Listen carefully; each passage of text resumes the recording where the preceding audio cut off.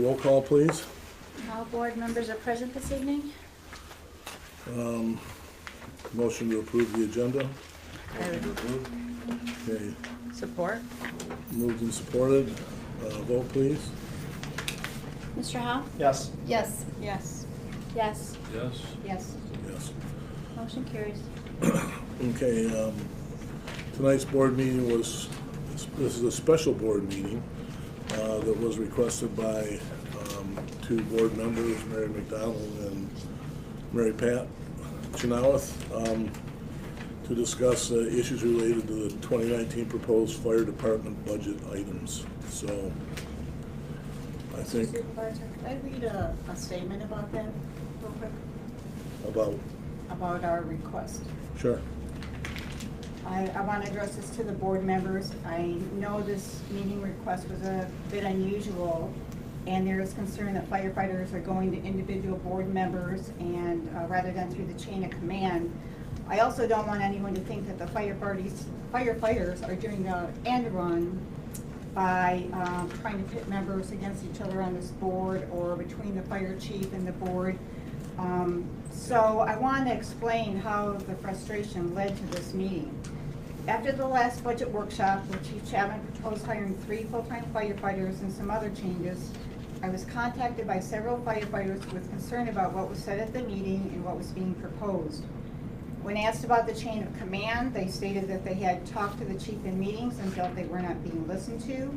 They had also asked the supervisor for a meeting and was told that it would not take place until after this evening's budget workshop, but they felt the board needed to hear the information before that time. So when they asked me how they could get a meeting with the board, I told them that law allows for 2 members to request a meeting and I would see what I could do. They stated that support for the proposal for full-time firefighters was more like 10% instead of the 60% reported to us. There was also concern brought up about cutting their available shift time in half and concerns that the information given regarding coverage of the station house was a little inaccurate. They also expressed concern about retaliation for him speaking up about those issues. At the end of the meeting I had with them, I told them that the whole board needed to hear their concerns, and that's why this meeting was requested. I know the proposal to hire full-time firefighters has been withdrawn by the chief, but I believe the board still needs to hear the concerns from the firefighters about that budget and the issues affecting it. Again, I apologize for an unorthodox method of getting this information to the board, but I feel it's important for every one of us to listen to the firefighters who are brave enough to speak up. I believe it's their right to have someone listen to them when they have these types of concerns, and I will always be available for anyone who wants to talk to me. And now I'd like to hear from the firefighters. I have a question. Your first paragraph that you read says that they were approaching board members? They approached me. Okay, so they didn't approach all board members? They No, approached I you. encouraged Okay, them I just want to make sure, because Yes, no. our message was, we don't talk to employees, so I just want to make sure that's clear. Okay. All right, I want to clarify something and make it very clear. I was contacted by email from Jeff Paskowski. Could we have a meeting? I said, yes, you can have a meeting. And I made the recommendation that if you held it at the beginning of the meeting, it would be 3 minutes. I said, if you can wait till the end of the meeting, we can have an open discussion. So it was a wide open situation. It was not a scenario where I was dictating what time they could do it, as you've indicated by your statement, Mary. So the whole object was to have all the time they needed. We just needed to do what is a little bit of budget work, and then there would have been plenty of time to do this. Then I emailed that off to Jeff, and it didn't seem like there was any issues with that. And then, of course, this special board meeting was called, but I just want to make it very clear that I did not say that we wouldn't do it at the beginning. I said it would be better for everybody involved to have adequate time to speak their piece rather than do it under a general board meeting, which has specific patterns that we follow. So to do it in a public comment format, we have to stick with our 3 minutes. That's inappropriate. This is a scenario. I don't have any problem meeting with us either on this basis, but this is the kind of scenario where you need to have the time to say what you need to say. that was what my offer was, is to try and make that happen in one board meeting, not to have a special or a separate meeting. So that's my comment on that.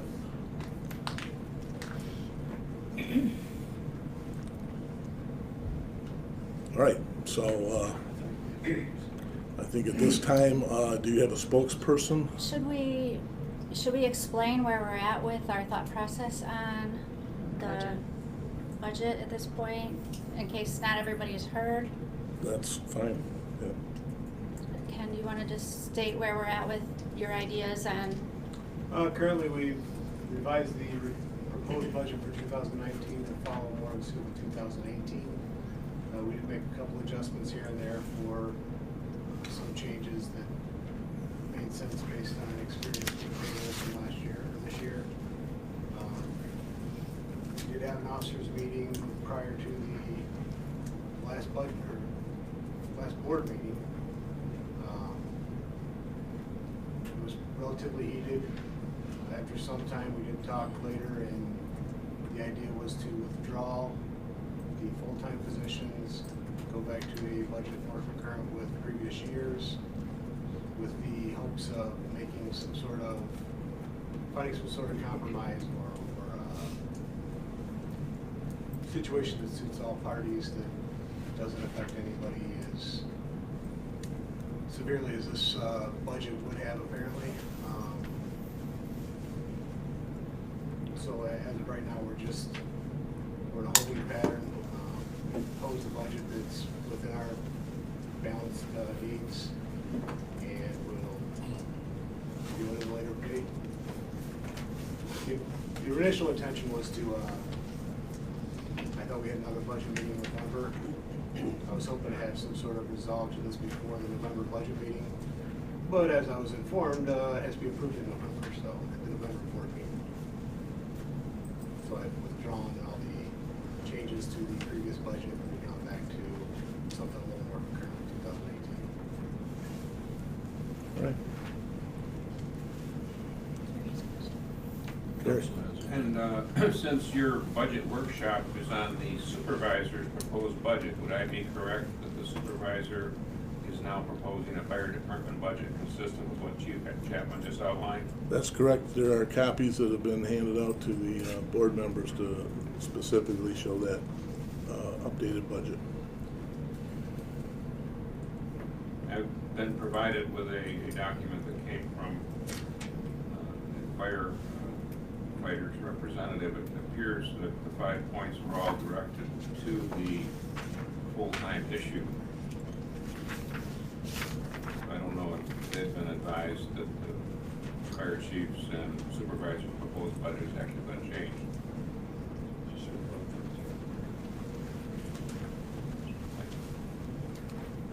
Those are the items that were changed, so, in the budget change. I sent that info to Mr. Paskowski. Sorry to hear you. I had sent you the revised budget in response to the email that I received concerning your questions and concerns. And I sent the revised budget showing that we're removing the proposal for full-time firefighters.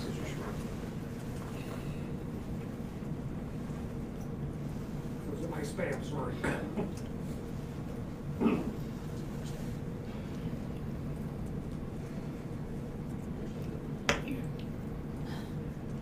All right, I would like to address what was handed out, or what we received from Mr. Paskowski. I'm assuming is in concurrence with all the firefighters that are here tonight, which is questions / concerns, 5 items.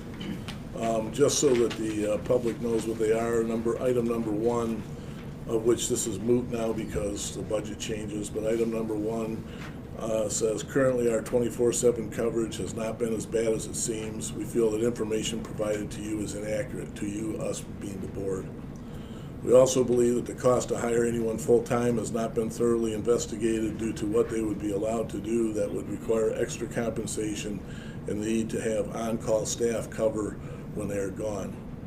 Item number 3, We feel that eliminating the available shifts for our on-call staff will affect them as follows: knowledge of department equipment, and I'm assuming that that means that they'll lose some ability to gain knowledge of department equipment.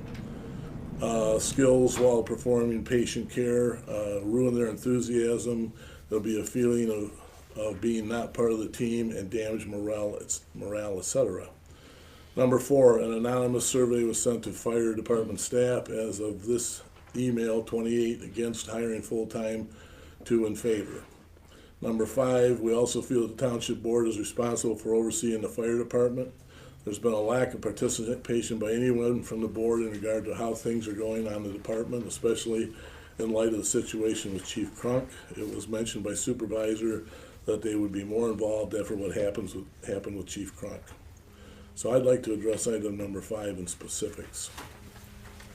Quite a while ago, there was a meeting that we had here that involved a former firefighter, and it was recommended to us by our attorney that we do not engage in personal involvement in the firefighters' day-to-day operations. In other words, it's not our job to go out and to be one-on-one with you guys or going to group meetings.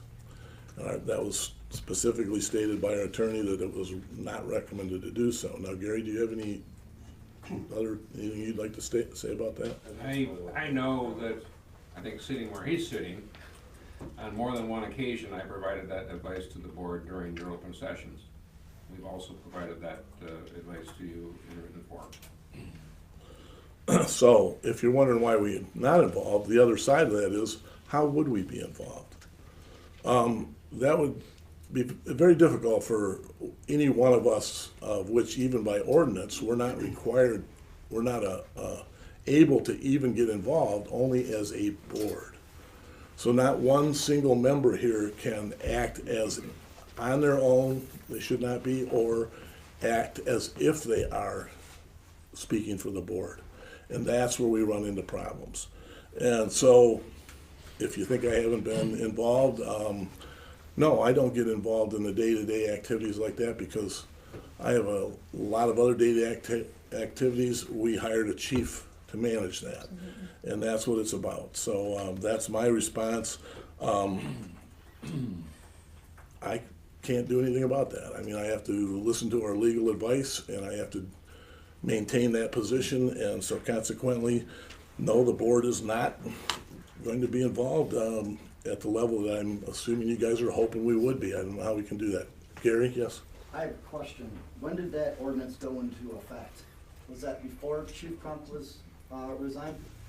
That township board members couldn't be involved in department business? Actually, The ordinance does not say that. No. The ordinance says that the chief is accountable to the board for the efficient and effective operation of the department and for the department's compliance with all state laws, township ordinances, and policies. So the ordinance says the chief's responsible to the board.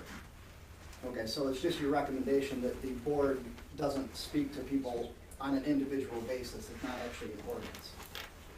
There's nothing in the ordinance that says board members cannot speak to Okay. fire department or other employees. Okay. Can I make a comment, please? yes. When I am approached, or I was approached by people and they talk to me, I don't tell them that I represent the board. They're talking to me personally. They ask me to let other board members know, and that's where the difference is. I'm not trying to say as a board member, I'm as an individual listening to them.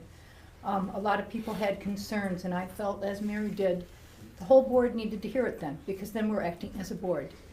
We had a special meeting for the Red Poppies so that they could talk to the board. I feel that our fire department were due a special meeting to say what they wanted to say, the whole board could hear.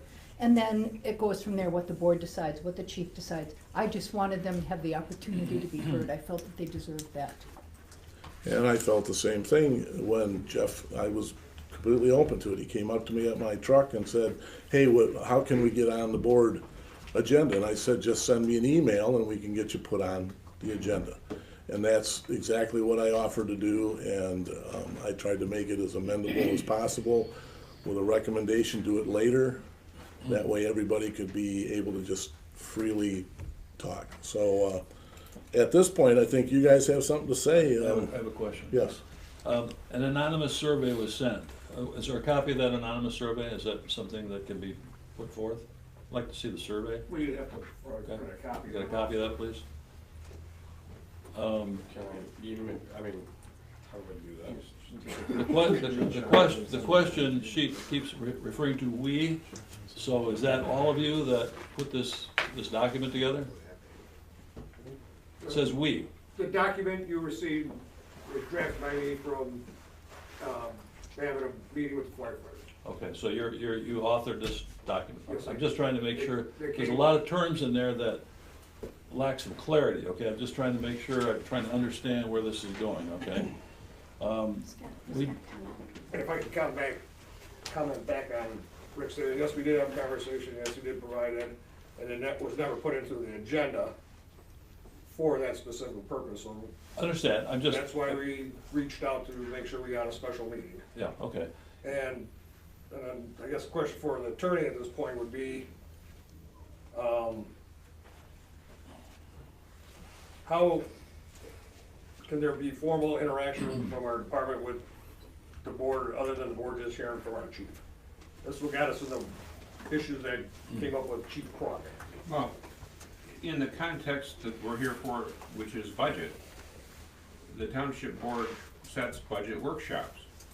And those budget workshops are for the very purpose of allowing people that want to address the board on one or more aspects of the budget to do so. The board has an established 3-minute time limit. The board has the ability to waive or modify its rules of procedure to allow more time. It sounds as if Mr. Hamel, in his response, was suggesting he'd be recommending that the board do that. When I saw what was going on here, my reaction was, how could the board function if anyone that had a particular budget issue of concern could get the ear of 2 township trustees? How many special meetings will these folks have to have on the budget when they set these budget workshops specifically for that reason? At the end of the board's regular meeting tonight, they aren't going to vote on the budget because no public hearing's been held. It's a workshop. So when I saw a special meeting requested, I was somewhat surprised because the workshop could have accommodated the fire department concerns. That is your opportunity. You don't have to talk through the chief. You can come to any board meeting you wish, whether you are on the agenda or not, and under public comment, speak your piece. Now again, there is a 3-minute time limit, but I've seen this board waive that time limit in certain situations, and I sense that where someone is speaking on behalf of the entire department, or most of the department, that they'd be more than willing to do that. So the opportunity is that every time these folks sit down at that table, there's an opportunity for anyone in the public to address the board on anything.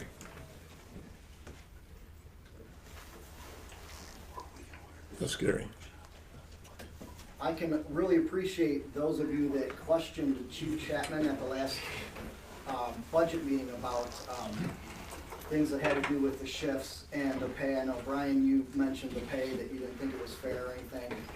I'm wondering, Joe, you asked us if we had a copy of the survey that had 7/8 of the department saying they weren't for the full-timers. How come you didn't ask Chief Chapman to provide any proof? Because I just found this out, so I don't know who's got a survey. Oh, I understand that. I'm just looking for a copy of the survey, I don't care. I understand that, but how come you didn't ask him when you said 60% if he had proof? I just heard this, and I'm just aware of this now, that a Right. survey was taken. And you guys are just aware of it because there's no interaction between the township board and the fire department. Just like, I know, Joe, I know you weren't here when Chief Crunk was here. That's something that's not even on my thought of even challenging or talking about tonight. I see a survey is taken, I just wonder what the content of the survey was. Right. I couldn't ask him that yesterday because I didn't even know about the survey. So I'm just Okay. asking if the survey can produce, because I'd like to see the questions. Fair enough. Okay. Fair enough. I'm not mad at anybody. No, I know just you're want not. to know what the I know survey you're not. said. I'm not implying that you're mad. Okay. I'm just questioning why. And I guess another Well- question is, I think it's just to know what the questions are, that's all he's There asking, was- right? As I understand, there was one question. Oh, yes. One The question was, are you in favor or are you against? Can I We don't, well, that's all it is. I don't need to have a So sentence. can I just, It's a Survey Monkey thing? Is that what it Yes. is? Is it one question? that's it? Okay, well, That's That's all enough. enough. That's one good question, enough. just one. That's one all, question. that's Why all don't you you- wanted to know. Sylvia asked to see it, so Well, I thought. I don't have your email address. That's okay. All right, one He question. thought, sometimes when people say survey, they mean like, you know, a bunch of questions. Yeah, no, it You know. was just one question. And, right, so he's just trying to get his idea of what it was I'm that good, I happened. got you. Thank you.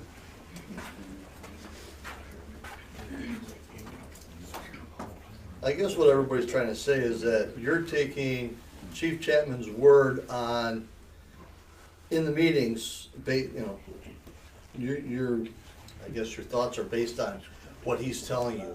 You were unaware that 90% are against the full-time, whereas he was stating 60% were for it, and we're not. So you're taking his word based on his So- integrity of being the chief of the department and not listening or not hearing anything from the department as a whole. We don't come to these, a lot of us don't come to these meetings, not that we don't want to or we can't or should be here, but that's pretty much what's going Can I on. You're just- taking his word. So what you observed was the first Mhm. of a couple budget discussions. Right. And so he made a presentation, and we asked him to provide the materials so that we could consider them between that meeting and this meeting. And then the second meeting would provide an opportunity for us to ask follow-up questions. And we're not gonna vote on the budget tonight, Right. so, and there would be a third meeting in which we could also make inquiries. Chief? I didn't have a survey monkey. I was asked on the spot what I thought the impression was.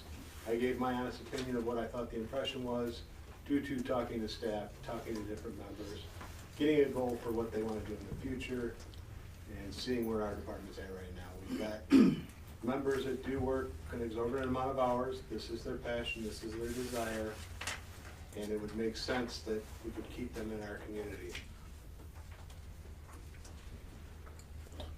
Yes, Gary? I'm just wondering about the 90% of the time we're covered with 2 people, and the other times we're only covered with 1 or nobody. How come nobody said 10% of the time, 36 days of the year, we're not covered with anybody or 1 person? Nobody even questioned that. Now, I've done a lot of research into how many days we actually were only covered with 1 person or nobody. In 2017 and 18, there was 0 duties, no days where we had nobody on duty. In 2017, there were 8 shifts, 8 12-hour shifts where there was only 1 person on duty. In 2018, there were 3 shifts. I've got a computer bag full of calendars and everything else that I can hand out to everybody if you want to see it. As far as the several people that are close to going over on their hours, I calculated the 3 highest people on the department. 2017, there wasn't 1 person over their hours. Calculated out over a year at 30 hours a week, not 1 person. In 2018, currently, in 9 months, nobody is over 30 hours a week. So I don't know where he got his numbers from, but I can show you where I got mine from. I've got them right here. So how can, you know, He's got a response. Yes, Ken. I got my numbers from payroll, based on how many hours are paid out on shift work. And as far as 2017, 1,560 hours is the allowable hours for a 30-hour work week. I didn't do everybody, I just did a select few based on their annual payroll for the year. And we have 1 person at 1,574.5 hours and 1 person at 1,543 up to October before they went off on injury. For 2017, in 2016, we have 1 person with 2,424 hours, and then another person with 2,992 hours for 2016. Granted, there's some caveats to this. When people work holidays, they get paid double time. The way we track that is we just put 2 times the hours in that, for that 12-hour shift. In reference to the only 3 days that we have one person on shift, that's kind of true. We have to have a firefighter EMT basic in order, you have to have your firefighter and your EMT certification in order to work shift schedules. We had several shift schedules that were covered by a probationary firefighter and a firefighter paramedic, or firefighter EMT, so that we had 2 people on duty to allow them the additional resources. Yes, we had 2 people on duty, but if one of those people couldn't have been on duty, the other person wouldn't have been allowed to work. Where's that stated? That only happened 4 times, where there was a probationary with a firefighter. And I guess my next question is, if we have a probationary status where you, when you're on probation, you've been deemed not able to do duty to provide the service to the community that we promised, why would you allow somebody who hasn't been cleared to respond and take care of people? Why would you do that? To simply say, I've got a body here? Nobody in the public knows who are probationaries. Nobody knows. You show up, they assume that you're gonna help them. They don't know that you're a guy that hasn't even been cleared off probation, or a woman that hasn't been cleared off probation yet. So, I mean, I give Chief Chapman credit for trying to fill the shift, but on the other side of that, why are we gonna allow people that are not cleared to do that? It would be like allowing them to drive our fire engines, our $600,000 fire engines, when they haven't had driver's training yet. Just go ahead and do it. Just drive it. It's only 600 grand. There's rules. Have you or someone had all these discussions about these elements with the chief? We've had so many discussions, Joe, Okay. that All right. Chief, did That's they why have we're here. discussions with you on all these topics? On these topics, yes, and officers, Okay. yeah. All right. And you were able to resolve any of these with them so that we wouldn't have this kind of Not the activity tonight? specific issue Lieutenant Bond's referring to, but we have talked about who's allowed to work shifts, who's qualified to work shifts, and I have deviated and allowed the probationaries to work shifts with All right. So those things that we need to get corrected, they need to be corrected, can they be corrected? it can't be corrected. We're in a little better situation right now because we did have a few more people come off probation. We've just hired a couple more people that, one's firefighter and EMT certified. Once she gets through the mix, learns all the new stuff, she'll be put back in the mix in a relatively timely fashion, much like firefighter Young was. So it'll be a little easier right now, but all we are is just one person or a couple people getting a full-time job and not being able to provide the hours that they do now, or somebody being injured, heaven forbid. Rob? So, as it pertains to the hiring of full-time firefighters, if Highland Township is gonna make a decision to hire full-time firefighters, so be it. But it shouldn't be to keep the staffing levels that we currently have. If we're gonna hire full-time personnel, it should be to increase our staffing levels for our shifts and not keep it at 2. Currently, as you all know, we operate 2 people on shift, 12-hour shifts.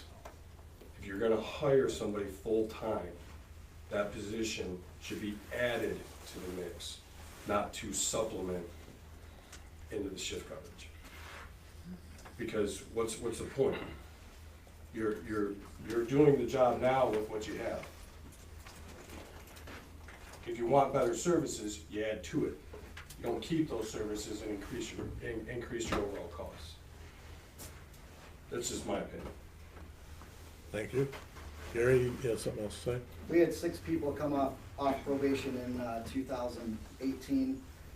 As Chief Chapman said, we just hired somebody back that used to be on that is just probably months away from getting off probation. She's got all of her training, she's already familiar with our truck, she's gotta do some work with the image trend reporting program, and she's gotta do some stuff on engine 11, so that's just a matter of a few months. We got 2 people right now that need to get their EMT, and they'll be coming off probation. So that's potentially 3 more people that will be coming off potentially coming off probation, if they can get through with all their stuff. We have had duties, as I've already said, where we've only had 1 person on duty. That's true.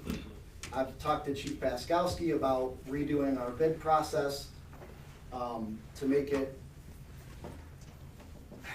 it easier for people. The way it's done right now is it's done seniority based. So higher seniority gets to pick first, which is, you know, the most fair way to do it. I've talked to Chief Paskowski about possibly doing seniority based on the first round, second round will be, you know, kind of a first come, first served, which doesn't sound fair. But the problem is, majority of our people work days, which I believe Chief Chapman mentioned in the last meeting. Day shift is definitely the hardest thing for us to cover. People, you know, like me that work private EMS, I can work days or night. I choose to work night, but I can work days. I would have no problem going to days to allow somebody else to fill that position to help our situation. It's just something that we all gotta talk about and work out together. There's nothing we can't do if we work together. But right now, this is what's going on. Heads butting, that's all that's going on. There's no compromise. I've tried to come up with another couple different ways to do this whole scheduling the full-timers and everything. And I know, Joe, you asked in the last meeting if, you know, we were involved in the scheduling and stuff. And yes, I was in Chief Chapman's office several times trying to come up with different ways to do it. And I know Chief Paskowski was too. Okay, so there's at least 2 or 3 of you working on those things. Yeah, so it's not that we're not willing to compromise, and I think, I don't want to speak for everybody, but I think most people will agree that full-timers are in the future of Highland Fire. They are. It's inevitable. Our call volume's gonna go up. It seems like every year we got more training. It's inevitable. It's going to happen. Do I think we need it now? Absolutely not. Will we need it in 5 years? Maybe. We might. Who knows? It depends on, like Chief said, it depends on how many people leave. It depends on our, you know, how high our call volume goes. Comment was that if we did hire these 3 new people, if it didn't jeopardize the existing shifts, that would be acceptable? No. Is that correct? No, that was just my opinion. That was your opinion? Okay. All right. I What know would be that- incorrect about that then, if we're looking to expand? Mr. Selke? I do. Right. At our last officers meeting, which was a couple weeks ago, I believe, he stated part of the reason he wanted to hire 3 firefighters and spend $100,000 or whatever, I can't say the exact amount, Okay. was to help him QC reports. Chief Weiskell and Chief Cole QC the reports. There's no communication that you know, when they can QC them, I don't know if he ignores it or doesn't know about it or whatever. We said, hire a secretary, we're all for that, $30,000, $40,000 a year. You know, you need that. And I'm not saying yes for Crunk or no for Chief Chapman. But all the officers when Chief Chapman took over were given an area of responsibility. We do a lot of stuff, all the small engines. Lieutenant Russell does all the trucks, the scheduling, the maintenance. Lieutenant Bonham does all the retention and the hiring and the training of people. You know, Lieutenant or Captain Cole does SCBA. Everybody has an area. We've taken all that off his plate, but he has no time to QC reports. And at the meeting, when I asked him what he did all day, he didn't have a great answer. Chief, what's that recourse on that? What is that? I'm not familiar with everything you guys do, so what does that mean? The AOR part or what I do Well, on a daily basis? The QC, RC QC, reports? quality control. Okay. Basically, you review the reports. All of our reports are data-based, digitally entered. EMS reports and fire reports are separate. There's a fire report for each EMS report. QC of EMS reports, there's a little tab down in the corner that says reviewed. Once it's reviewed, you change it to reviewed and it's done. Same with the fire side. Chief Cole doesn't QC the reports. What he does is he QCs to make sure that our time entry or pay entry is the same for our pay sheets as our fire reporting system. And then he changes it to payroll review. Okay. Once payroll review is done, then I go through and QC the reports and click it to review. So you're getting that stuff done? And you're I do your get that area done. of I was responsibility? told at the last meeting that BC School also does QCs. If there's no change in the bottom tab, I don't know that it's been QC. Was there any way that the implication of the fact that you were gonna hire firefighters was for them to do QC reports? Because that's what I just heard. They were going to be involved with QCing of EMS reports, yes. But we may not need them, that's what I'm hearing. We may not need them just to do that. I'm not sure if he does EMS reports or just fire reports, but I'm just trying to understand. To answer one of the questions, why the board doesn't give up, I don't want to get involved in the detail of what you guys do, okay? You guys know what you're doing, and for me to get down in the nitty gritty and try to figure all that out and try to solve those problems, that's well beyond, you know, my skill set and anybody here. So that's why in the chain of command and support, military, very important. You gotta find a way to work together and make it happen. Again, if something's broke here in the communications, that's what needs to get fixed, okay? I know most of all of you out there, I see you all the time, I appreciate all the good work you do. I try to stay out of your way because when you're busy, you don't need me around to get in your way. So somehow we gotta get this resolved so it's a better fit here. Chief? if I can make one comment on the AORs. AORs weren't put out there to take. What is it, AOR? Area of responsibility. Oh. AORs weren't put out there to take a load off my back. In 2015, 16, whenever the voter no confidence went on the last chief, I knew I was walking into a hornet's nest. That was an effort to let the officers know that they were going to have a seat at the table to give direction to the department. The weight of any total decision falls on my shoulders, whether it's made by them or it's made by me, falls on my shoulders. I'm still the one that's responsible. This was an effort to try and reunite the department. Our department was split in between two halves. The older guys were against the voter no confidence, the younger guys were for the voter no confidence. And it was quite a nightmare when I walked in. Are we past that? No, there's still a lot of animosities. How many are still in that frame of mind that we're still hung on what, Chief Crunk's situation? Is that what we're talking about? I heard one no. How many people are not supportive of the chief? Does that put them in an odd situation with their boss sitting right there? Well, no, this is. No, I'm just curious. Well, I'm just curious. I'm curious. Okay, I mean, you know, it was my command. I want to know how many people are with me or are not with me, and that's a pretty easy question. So I in other think words, the you don't wanna answer's get pretty fragged. obvious since we're all here. All right, so most of you are here because you're not in the same frame of mind that he's trying to manage. How many people are on this committee that you got? Which committee? Well, you said you had a committee of your team leaders or Officers. officers. Officers, there's 11 officers. All right, is that your core for decision making? Yes. Well, Okay. it's been reevaluated since then. Mostly, the goal was to have command staff meetings once a month. Command staff being Okay.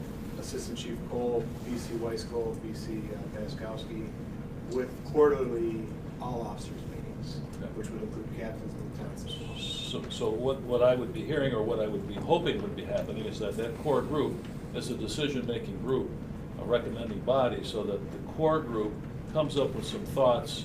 You may have great ideas. You know, we have a staff meeting, we have an executive meeting when I do my stuff, and I listen to the core group, and then we make a decision, and hopefully are united in that decision. Then it's the core group responsibility to your folks that this is what we just did, so we're gonna implement this, okay? And you expect your people to get on board with that, because that's why you're on the committee. Would that be a fair statement? If you guys had a core committee making decisions together with the chief? And I'm gonna make this comment. You're absolutely right. We try to do most decisions as the command staff. But if all the command officers want this, but we can't afford this, we can only afford this, the final decision falls down on me. Well, I try and include them in decision making, but the final, when boots meet the pavement, everything falls back on me, and I'm held accountable to you guys. Not them, I am. if you're saying that if you had a core group, and you were talking about getting something done, and it's a cost factor, and you explain to them that it can't be done, they would not be happy with that? Yes. They would not understand that? Okay, I'm just asking questions. Jeff? To go on the basis of everything that has transpired since Chief Chapman joined our department. Obviously, what happened prior, well, most of the board members know what was written in that letter, no confidence. A lot of that stuff has been addressed, some taken positively, some not taken positively. We know as firefighters, not if I took myself out of the chain of command, is that there are things that need to be addressed to make sure that we're covered by OSHA laws, NFPA standards and whatnot. And I will say that our board command staff, the chief, assistant chief, and the two battalion chiefs, we don't always see eye to eye on things. You still have some actions where water and oil are not mixing right. To fix a lot of what needs to happen, it has to happen by us. Put a lot of pressure on our own firefighters. Feel terrible that these guys have to be in the position we're in today. We really need to change some processes within the fire department to get this better. One thing that we look for, taking myself out of the command position, gonna be in the ranks of the rank file here, is, yeah, you get information from the chief at your board meetings, or reports that he sends you, private communications, whatever. Felt terrible what happened to Crunk. Don't ever want to see that happen again in my career here. And when you all met with us after that incident took place, we told that we'd be more actively involved, and I don't know how we can circumvent what the attorney's request is from the board, is to have all 7 of you guys sit with us a couple times a year and say, hey, this is what's been happening, this is our feelings, yeah, it's good, bad, whatever. If I'm the chief, my job depends on it being good, and you guys knowing I'm doing a good job. It can get skewed a little bit there, because I'm gonna promote myself as, hey, everything's going good, everything's going along fast, I'm happy. You guys see our firemen responding to trucks, EMS calls, you're not getting complaints, I don't think, from citizens on how we're doing our jobs. And that's never been an issue, because all these folks sitting here pour their heart and soul into this. Yeah, that's never been an issue. And that's never been an issue. Absolutely not. So, just to have a little reassurance from all of you sitting up there, maybe once or twice a year, talk with us. And we heard Brian, Mr. Howe, speak in the budget workshop. You guys are doing a great, or Chief Chapman, you're doing a great job. Well, of course, if you see, ain't getting no complaints, you see our fire trucks rolling, no one's complaining to you about our response times, nothing, all our stuff's getting submitted to the government, of course you're gonna think everything's great. Internally, sometimes it's not. Understand. Okay, and Chief Chapman and all these guys sitting here, everyone does try to do their best to work with one another on these issues and not get it to this point. And my personal feeling is the lack of not having you guys understand what's going on with us is a slight part of the issue. So I don't know if the attorney can work out a way, or if you guys have to call a special meeting once or twice a year, or a couple times here in the next couple months, whatever, just to see how things are going. And I'm not taking anything away from Chief Chapman on how he reacts with you. Yes, some things aren't perfectly accurate, but nothing is 100% guaranteed in life and whatnot. So that's just my perspective on this. The other comment I want to make about the hiring of full-timers, it's like Lieutenant Bonham said, yes, there's going to be a time and place for it. Right now, I don't think it's a good time. First of all, our facilities that we have right now, if I was working a 24-hour shift at the station, I can't even wash my face with the water that's in those stations right now. I can't launder my clothes. The cooking area, I can't, unless I use a bottled water there, I can't, wash my utensils off with that stuff.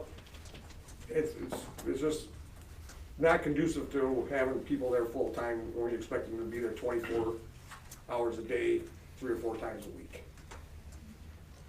Okay, I'd like to, There's a question behind it.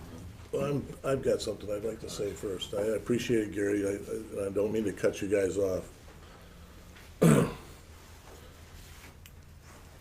I've had an awful lot of feedback to me that I don't know who spoon-fed you guys the negativity about me. But I find it very difficult to even want to listen because I feel like I'm the devil incarnate when it comes to you guys. None of you talk to me. Jeff, you do.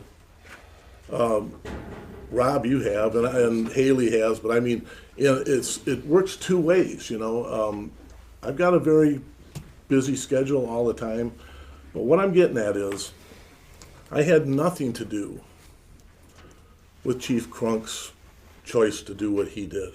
Nothing. What I had to do with it was, I got laid on the table something that was from a split fire department. And it was my responsibility as a supervisor to take it to a different position. Now here's the interesting part of this. I've been accused of writing it. I've been accused of being at meetings, of which I've never been in a meeting with any firefighters. I've been accused of so many things. You've been spoon-fed from somebody. They're all bogus. Now here's my point. There seems to be this thing that Chief Crunk was fired. You guys are totally misinterpreting this thing. Chief Crunk retired. Yes, And he retired because we tried to give him the opportunity to continue doing his job. He chose not to. We didn't choose to have him do it, to go away. We gave him every single opportunity to do that. Chief, here's some issues that these guys have come up with. Can we correct those? Why don't you come back with some recommendations of how you're going to do that? We had our meeting. He gave us recommendations. And after that meeting, he decided that he'd rather retire. That's what happened. Where we're at today is because of that, because of Chief Crunk himself, not because of us doing anything to him, not because of the board thinking that the fire department can't handle itself. To me, it was an incredibly dysfunctional event, and I'm sure you guys are still reeling from it.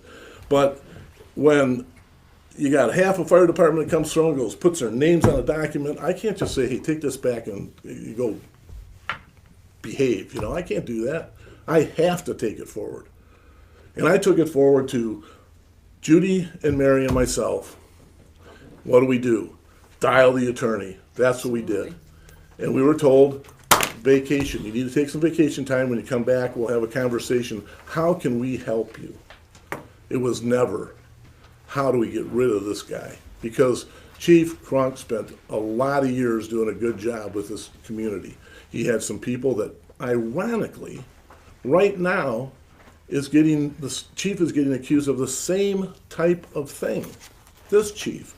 So from my perspective, what do I look at? I look at, geez, Pete, man, we can't pick a chief for this department.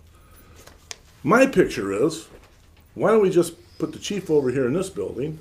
He'll be responsible for the budget. You guys run it. That's the odd part about it is I feel like everybody wants to run the show, but nobody wants to take the position of responsibility that he has put on his shoulders. Is he doing the right thing? We have to believe, and I'll add this caveat, I had nothing, zero to do with the selection of this individual except one vote at the board. I wasn't on any committees. I wasn't involved in any interaction with any of the people that were, it was all other board members. So all of this crap that I hear that I've done and I'm this rotten guy is bogus. And I'm tired of it. And if you want me to be a partner with you, I have to feel like a partner. I feel like I've been booted right off the stage, and why would I listen to what's going on here? I want this place to work in a congealed way. And it's difficult because I can't come in your door. You guys have all different schedules. You're never around at the same time. You're all over the place. Think about that. I'm here during the day. You guys are all over the place. I trust that you guys know what you're doing. And that's what I have to do. Same thing, I'm hoping I can trust that what these guys are doing, they know what they're doing. Now, I think the recommendation would be, why don't you guys go back as a fire department or a group, and you come up with some recommendations of how you want to work with us. That way we have a policy. On an annual basis or on a quarterly basis, we have our meeting with our firefighters, and we can have our session that way. And I think that's probably the best thing to do. But for me to say, I'm going to require additional special board meetings, that means there's board members here that don't get paid. And they feel they should get paid. So we have to look at it from how everything works. So I want this to work. But I would sure like to know that when I walk by you guys, I don't feel like I'm some kind of a, excuse my terminology, a shithead, and I'm tired of it. Well, I don't know if you recall back when, I think there's a videotape of it somewhere. I think the whole board came over to the fire station after Chief Kruk retired. He came here and said, you know, Chief Cole's gonna be the interim fire chief until we get a process to hire another fire chief. And it stuck in my mind, and it took me, I don't know how many months to get over everything that happened there, to actually start having conversations, because you said it in that meeting that you would be more proactively involved in and talking with us and seeing how things are going throughout the year, and that many times. Well, I wish there was a way that we could make that happen. Yeah. So I don't know if between the township board and the attorney can figure out some. Oh, I'm sorry. That's all right, keep going. I'll wait. Have some kind of communication there somehow.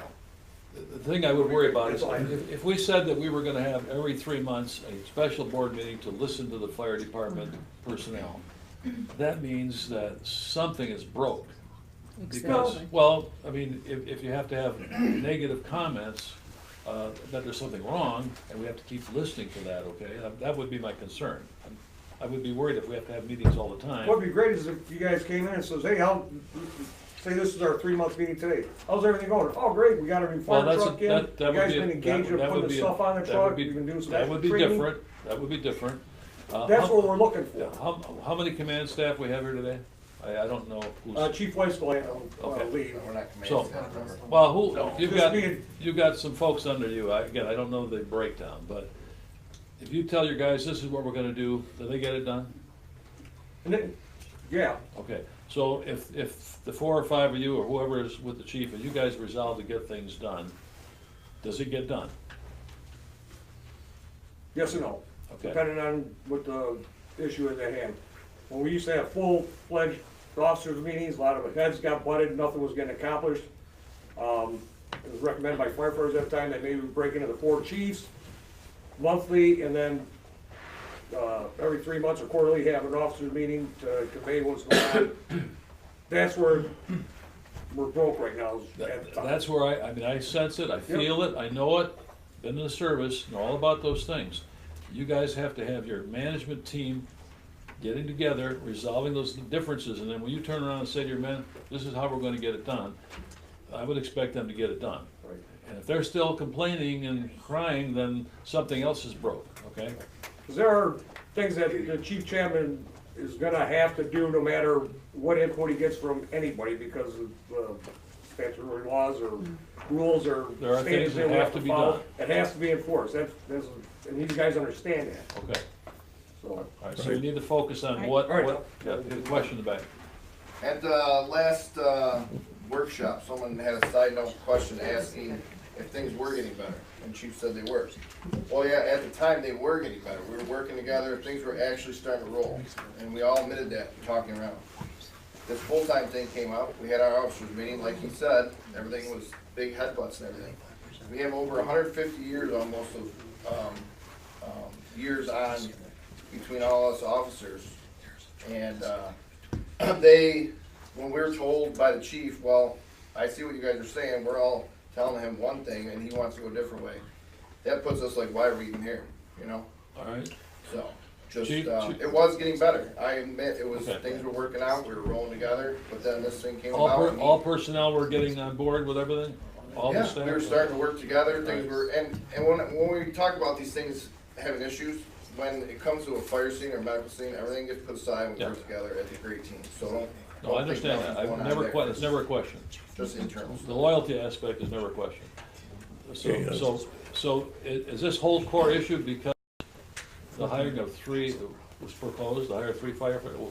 What else was the core problem then, if it wasn't the No, 3? the whole issue is that, I wasn't even an officer when Chief Chapman was hired.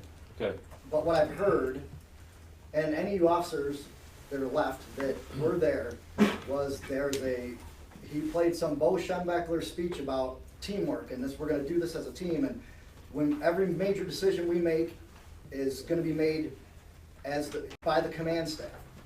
And I haven't been an officer very long, and I've only been to one officers meeting. And I've tried to come up with different ways to compromise, but it's not about compromise. okay. It's not about compromise, Tim. He wants this, and this is it. I asked him one simple question. I said, how are full-timers gonna provide a better service for our community? He didn't have an answer. In fact, nobody has an answer. Okay. Because we're already providing it, and even you said, Joe, our millage that passed on our stations passed without even any advertising. Not even one time. Milford went for a millage. Theirs got shot down. They had to go out. They had to do door-to-door stuff and everything. We had no problem. You want to know why we had no problem? I don't have to tell you guys. Because of our reputation. The people in this community trust us. And we support you 100%. 100%, absolutely. So going back to the point, I mean, we keep bringing up the 3 firefighters. What else besides the 3 firefighters then, if that's been? Joe, the biggest part of the 3 firefighters is currently there's 120 shifts that are available to paid on-call staff to work. Okay, The hiring of one full-timer would take those 120 hour or shifts down to 60. so there's a reduction in possible income or availability of Well, no, service? Service? Yeah, so when you have that full-timer taking one 24-hour shift, now you only have half the amount of shifts that are available. You have 30-some individuals on the department. That means, you know, you're gonna go from 4 shifts a month to, if you're lucky, 2. Okay. Chief, is that something that has been reviewed? The possible impact of that change? Yes. Okay. All right, Judy Cooper had something, you still wanna, I'm gonna backtrack. okay. We were talking a little bit, about 5 minutes ago about how the board interacts with the firefighters. And I think the whole point here, and correct me if I'm wrong, Gary, is if we interact with the fire department, we interact as a board. In this room, In this room, or where. not on an individual basis. I think that's best, Okay. and can elaborate if you wish. And can you I- please elaborate Please. why you say that should be the case? Well, the very fact, you know, as Mary introduced, this item for tonight's agenda, she was approached by firefighters, said she would try to get a special meeting together, and it was scheduled. But it didn't have to be that way. As I said earlier, the firefighters can come to any meeting, whether they're on the agenda or not. So they could come to a meeting, say, for my 3 minutes of public comment, I would like you to put the following item on your next meeting agenda to discuss items A, B, and C. That avoids any problem with firefighters thinking they can and don't take this the wrong way, skip the chain of command. I mean, it's set up for the fire chief to run the fire department. And it's counterproductive if there are township board members, whether they're just listening or responding, it can lend credence to a firefighter thinking, okay, I've got that person's ear. They're in my corner here. And that's without any full presentation to the board. It's just not a productive approach. Questions, Councilor? I mean, the only person aside from the fire chief that has authority to deal with immediate issues is the supervisor. And that's only, under the ordinance, if something requires immediate attention that has to happen before the next board meeting. So, I mean, the ordinance is very clear in terms of how the interaction between the board and the fire department. You picked a fire, you know, the ordinance says we're gonna have a fire chief. Ordinance says he's responsible to run the department. Ordinance says if he's got a problem and he needs help, he reports it to the supervisor, and only if that problem can't be resolved before the next board meeting does the supervisor have any authority to do anything. So if individual board members do not have authority to deal and try to solve problems, in my opinion, they shouldn't even start trying. And again, I've said this in prior meetings, that it's unreasonable and not, in my opinion, not fair for the firefighters to come to one or two of you and try to get you in their corner for whatever reason, whether it's a personnel matter, whether it's a budget matter, or anything else that may come up. It puts the board member in an uncomfortable position because this is your fire department. You don't want to turn your back to them. But it's not the right way to go about it under our ordinance and the way it's set up. Good question. I am not in the fire department. I'm not related to anybody in the fire department. I'm just here because I wanted to come to a meeting and learn about it. But from what I'm understanding is they're here, and you said earlier that there is nothing in the ordinance that says they can't talk to the board members, and now there is something in the ordinance. And also it sounds like they tried to go through their chain of command and it didn't work. So what other recourse do they have other than to speak to the people who run their community? To try to get I've said heard? that, to speak to the board at As a these whole. meetings. Tammy But this can could correct me get if I'm solved in wrong. 3 If somebody minutes. wants to get on an agenda, there's another way to do it. They can submit something in writing to the clerk's office saying, I would like this item placed on an upcoming agenda. I don't know what criteria are applied in terms of whether it goes on or not, but you don't even have to show up at this meeting to make the request. And you put it on a regular meeting agenda. Right. Can you explain, what are the dangers or possible negative repercussions of a board member interacting with township employees on their own? Well, in the personnel context, you know, the ordinance has provisions for discipline and so forth. And if a Wait a board second, member- there's an ordinance for me to talk to somebody? Hang on, hang on. That's pretty much what Well, it is. let the attorney finish his piece. No, if individual board members engage in communications on items that are township board business, it could be used against the township later on. It's very difficult, you know, context, but, you know, again, it's pretty standing advice we've given. And no, am I sitting here and telling you, if you do this, you're acting illegally and you're guilty of a crime? No, that is not what I'm saying. Just good business.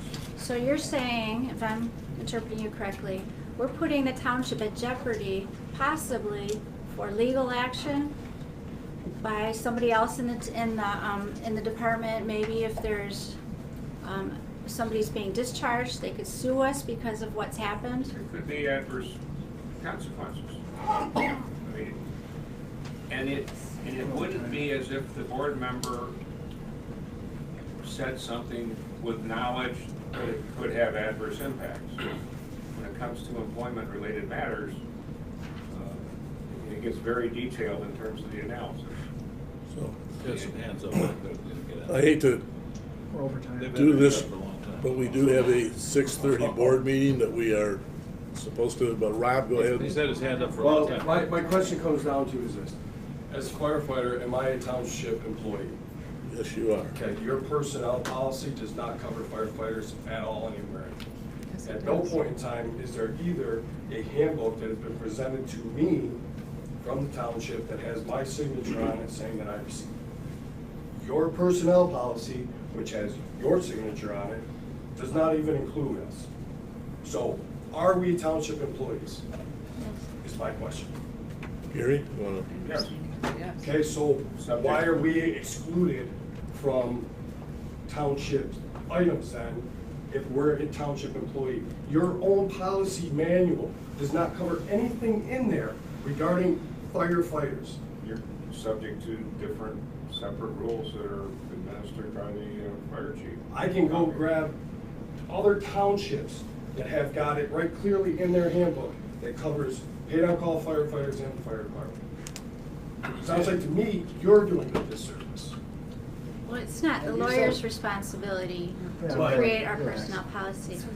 We are working on James? our personnel policy.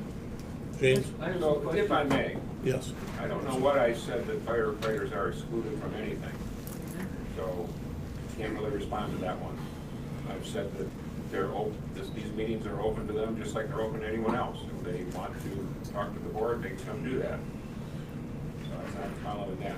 James? Because they may not currently be identified as subject to the township's personnel policy, doesn't mean they don't operate as township employees, and it doesn't mean they're not subject to rules and regulations of the fire department, which the fire chief is given the authority to put out there and enforce under the township ordinance. Okay, James? I have a few questions for the attorney. They're yes and no to make this quick. Number one, to be elected to the board, according to the ordinance, they have to be tax-paying citizens of the township, correct? Reside in the township. You don't have to be tax You have to paid. reside.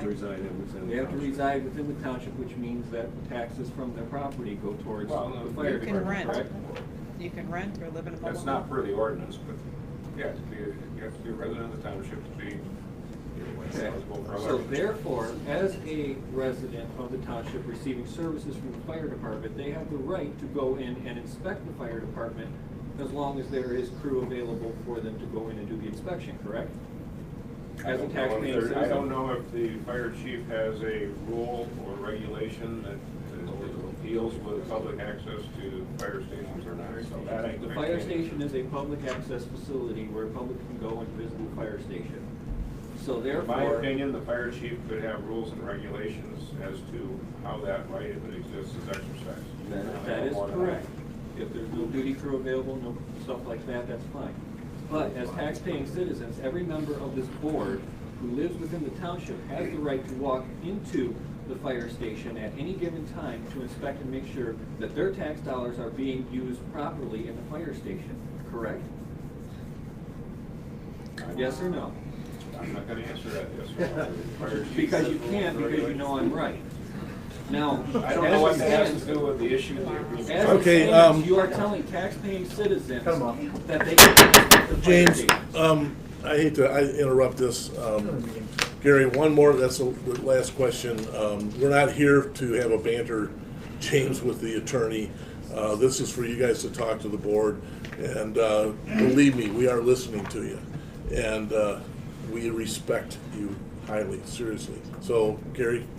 A lot of people are afraid to speak up about things because they're concerned about retaliation. There's been some issues, myself included, where there's been a demonstration of retaliation. I've spoken to a lot of people that simply refuse, they will not speak up. For whatever reason, they're afraid that their full-time job's at stake, they're afraid their paid-on-call job's at stake, they're afraid that their future job is at stake. They simply will not speak up.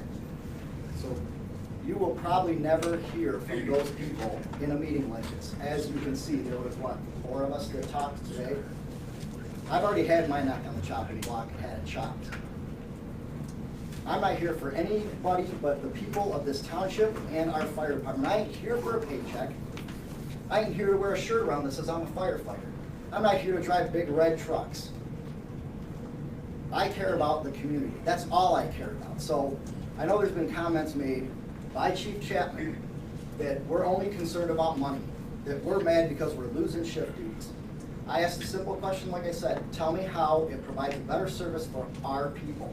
Our people that I've been here 20 years serving, that Chief Paskowski's been here 25 years, that Lieutenant Selke's been here umpteen years. I don't know how long. Tell me how it's going to, because I'll tell you what, I'm a fair guy.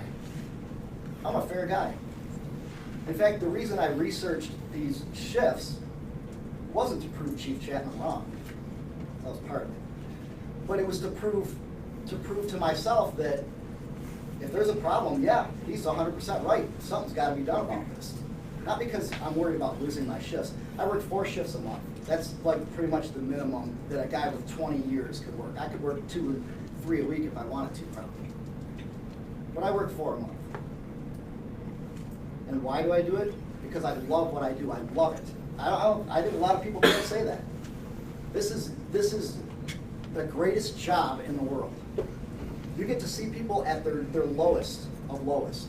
It's the stuff that I've got to do doesn't compare to anything any of you have ever done. I'm telling you right now. To deliver a baby, to start somebody's heart, to convert somebody from a lethal heart rhythm to a normal sinus rhythm, it's like nothing you've ever done. You literally save lives. So I don't do Work this. is only work when you don't like what you're doing. I don't do this because I'm worried about losing shifts. I'm not here because I'm worried about losing shifts. I'm basically here to bring awareness that everything's not as clear as it looks. You know what? You guys have done a good job at that. I agree. I Thank you. don't disagree with that at all, and it's important to make these statements, and I want to go back to what I said to Jeff and to you guys about when Jeff asked me, could we be at a board meeting? Absolutely, any board meeting, just like the attorney said. And there's no reason to have to put it on the schedule. And in a scenario, just like I told Jeff, I would rather you guys wait till the end, not because we don't want anybody to be here, but so we could just banter. And if you guys have been to any of the meetings that we've had, I stayed here till 11 o'clock at different nights talking to people to make sure that they understand or if they have questions, you know. So, and this board has stayed a lot longer for those kinds of conversations after, because they're important. You guys are important. If you wanted to have this conversation, it was already open, it was already something I said we could do it, and my intent was not to say, no, we're not gonna do an agenda item. It was to say, you feel free to speak, and everybody can speak, but if you do it in the front, it's 3 minutes. If you do it at the end, I don't care. I'll listen to it as long as you need. Now, unfortunately, we're moved into and past a session that was set up. You guys are still more important. We can deal with this budget thing in a few minutes, and I don't have a problem with that. I think we've made some good forward motion on this, very good forward motion on this. I think we've all said some things. I said some things to get it off of my chest. I really wish you guys would understand that I am not this rotten guy that I seem to be called on a regular. I hear it too often from other directions. I don't, you know, it's very disturbing because I wear my heart on my sleeve, and I don't do very well when people think, they think I'm something I'm not. And consequently, we now have all said some things that I think are critical and important to moving forward. Now the next step is, you still got a chief, you still got a command structure, everybody's heard what's been going on, you still got to get back together and you got to talk it through. And if it takes blood, head banging blood, see what you can do with it. We as a board can't tell you how to run your operation. We are ignorant of what you do. Not stupid, but ignorant of it. We don't have that skill set. And I do have to, I was an EMT at one time, so I do understand where you come from on that. It's not, we just need to, let's move forward and let's keep it as positive as we can possibly do it. And I'm not going to hold anything against anybody for this, because that's what you call retaliation. I don't retaliate because it does nobody any good. I have to look at it and go, And that's why you have conversations. That's why you have at every meeting an opportunity for public comment. We get to sit up here and think we know what we're doing, and we hope we are making decisions that are pretty much congruent with the rest of the people that voted us into office, but we don't know everything. When somebody comes and says something that hits you in those comments, and I used to let people say more than 3 minutes because we learned a lot from that. It's important to hear what you have to say because it goes in there and it doesn't go away. And now he's got a job to do. If he comes back and talks to us about stuff, he's gotta have some kind of way to make sure that we're on board with it and we understand completely how it would affect you and what the whole 9 yards. So please take this as a positive move. And what I don't want to see is that it becomes an opportunity where the whole fire department, it would be like our whole office walking in here once every 6 months and going, yeah, we don't like this, we don't like that, blah, blah, blah, you know. We don't have that opportunity in reality to go through that with all of you guys. You have to come to us in one forum, and this is the forum because the board has to work as a board. We're one. Yes, Joe. A long time ago, when we had this discussion, I volunteered to meet with the chief and the team, command team, and have a session where I could listen, we could talk. I'd like to hear that effort. I'd like to be part of that effort to see if I can help by that kind of meeting, figure out how we can make that work better. I don't want you to do that. I know. Thank you. I'm just saying I'm offering to do that, you know, formally as a member of the board on behalf of the board. And I recommend Okay. against you doing it. All right. So- We appreciate it. All right. We can't Thank you very unwrap much. it. Yeah, thanks, Joe. Thank you. So what I'm gonna say from here is that, Chief, you need to get your team together and you need to have confidence in and trust them. If they have some thoughts, make it happen, okay? If they got ideas, let them run with it, because if they fail, they fall down, okay? If you don't listen to them, then they make you look bad, okay? I believe in you. I think you're a great leader. You can do good things. If they've got some problems, you gotta hear them out, because I've been a leader. I've had my laundry cleaned a couple times, but your staff makes or break you. So get with them, get the team together. You team commanders, you gotta get together and make it happen, okay? Work with the chief, figure out what those ruffles are and get them fixed, okay? Don't let them lag. And if you guys resolve those differences, then your command staff underneath you needs to accept that and go. Okay, otherwise we're gonna continue to have this turmoil. So that's your next step, okay? We took care of the firefighter hiring, okay? So that's a done deal. That's not gonna happen, all right? Next step is, as soon as possible, start having these command meetings and get through this stuff. Chief, that's my best recommendation for you. Okay, done. Joe, real quick, I'll stop talking because I've been talking a lot, but the whole idea that Chief Paskowski brought up behind the officers having a meeting and then the chiefs having the meeting was supposed to eliminate, like he was talking about, the headbutting, the bickering and all that. The officers put in their 2 cents, and then the 4 chiefs meet. But what I'm hearing is the 4 chiefs meet and only one makes a decision, and it ain't paid on call ones. If the 4 chiefs meet and they're all in the same mindset, that's a decision. But they're not. That's That's the problem. disconnect. They're not. It's 3 against 1, and I understand that sometimes Chief Chapman will have to make a decision. The chief's gonna need to, if 3 guys really wanna try to take the train one way, if he lets them take it and you guys fail, shame on you, because the chief gave you a loose rein to go with it, okay? That happens sometimes. Right, that All happens. right, you wanna do it, have at it, and if it fails, then remember who failed, okay? The Right. chief gave you that chance, so that's my thoughts on that, chief, okay? Okay, so Done. Gary, thank you very much for speaking up, and all of you that spoke out for the rest of your team. Let's not get back together this way. Let's get together where you can come in and we are working forward and things are happening. We got some new fire halls that we're trying to look at getting together, and I know there's a lot that needs to be done with that, and you gotta have a team to occupy the fire halls. It won't do any good to have just one person hanging out there, Motion so. to adjourn a special meeting, Yep, I made the motion. okay. Don't have to vote on it, so, all right. Outside freezing. Thank you, guys. Thank you. Thank you.